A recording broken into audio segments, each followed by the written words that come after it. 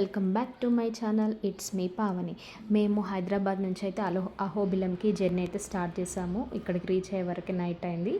So ఇక్కడ మేము ఇప్పుడైతే అల్లగడ్డకి రీచ్ అయ్యాము, వెళ్తున్నాము. సో ఇక్కడ నైట్ స్టే చేసి మార్నింగ్ అయితే దర్శనానికి వెళ్తాము. అహోబిలం కర్నూలు జిల్లా అల్లగడ్డ మండలానికి చెందిన ఒక గ్రామం. అహోబిలం అల్లగడ్డ నుంచి 22 కిలోమీటర్ల దూరంలో, సమీప పట్టణ నంద్యాల నుంచి 60 కిలోమీటర్ల దూరంలో ఉంటుంది. అహోబిలం నవ నారసింహ క్షేత్రాల్లో ఒకటి. హాయ్ ఆల్, అందరం అయితే రెడీ అయ్యి ఎర్లీ మార్నింగే దిగువ అహోబిలం టెంపుల్కి అయితే వచ్చాము. అహోబిలం 108 దివ్య క్షేత్రాల్లో ఒకటి. ఇది గొప్ప వైష్ణవ క్షేత్రం. నరసింహస్వామి హిరణ్యకశ్యపుని చంపిన తర్వాత నరసింహస్వామి భయంకరమైన రూపాన్ని చూసిన దేవతలు అందరూ అహోబల అని కీర్తించారు. అందుకే ఈ క్షేత్రానికి అహోబిలం అనే పేరు వచ్చింది. అహోబిలం ఆలయాలు ఇక్కడ 2 ఉన్నాయి. ఒకటి దిగువ, ఒకటి ఎగువ అహోబిలాలు. దిగువ అహోబిలం నుంచి ఎగువ అహోబిలం 8 కిలోమీటర్ల డిస్టెన్స్లో ఉంటుంది. నరసింహస్వామి భక్తుల కోసం 9 అవతారాల్లో వెలిశాడు. అయితే ఈ 9 అవతారాల్లో దిగువ అహోబిలాన్ని పేర్కొనలేదు.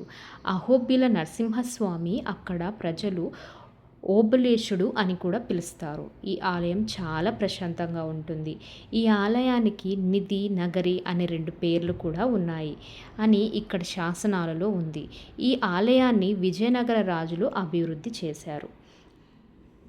ఇక్కడ భక్తులు మొదటగా దిగువ అహోబిలంలో ఉన్న శాంతంగా ఉన్న నరసింహస్వామిని, తర్వాత ఎగువ అహోబిలంలో ఉగ్ర నరసింహస్వామిని దర్శనం చేసుకుంటారు.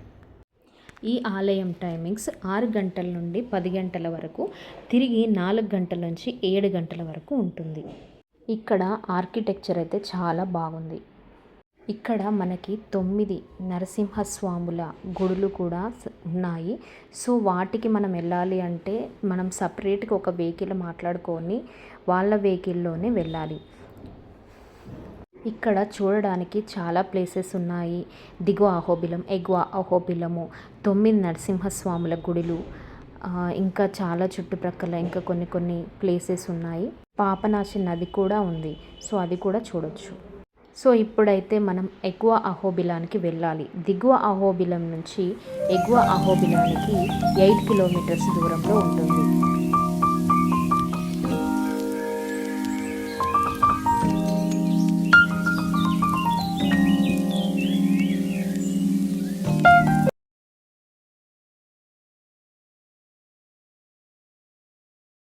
ఇక్కడ మ్యాప్లోనైతే మనకి ప్రతిదీ ఎక్స్ప్లెయిన్ చేసి ఉన్నది. ఎక్కడ ఏ టెంపుల్ ఉన్నది అనేది చూసుకుంటూ వెళ్ళొచ్చు మనము.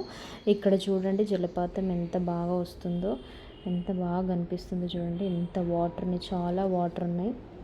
స్వయంభూగా వెలిసిన నారసింహుడు పరమ భగవతుడైన ప్రహ్లాదుని రక్షించడం కోసం, హిరణ్యకశపుని వధించడం కోసం హరి నారసింహుడిగా ఆవిర్భవించాడు. ఈ అవతార కథ జరిగిన ప్రదేశమే అహోబిల క్షేత్రం.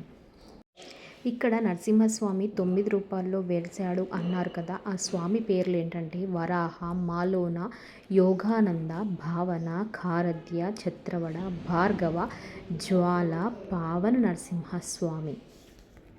ఇప్పుడైతే మేము స్వామివారి దర్శనానికైతే వెళ్తున్నాము.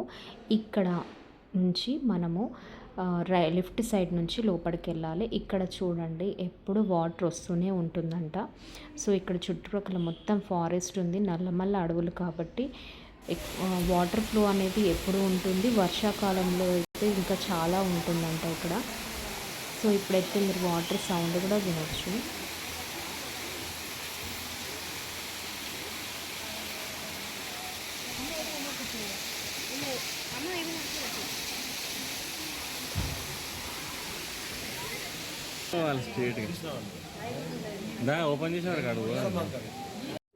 సో మేము వెళ్ళిన టైంకి లోపల ఏదో పూజ జరుగుతుందని చెప్పేసి కొద్దిసేపు అయితే క్లోజ్ చేశారు. తర్వాత దర్శనం అయితే చాలా బాగా జరిగింది. ఇద్దరితో మా వీడియో అయితే అయిపోయింది. మా వీడియో కనుక నచ్చినట్లయితే లైక్, షేర్ అండ్ సబ్స్క్రైబ్.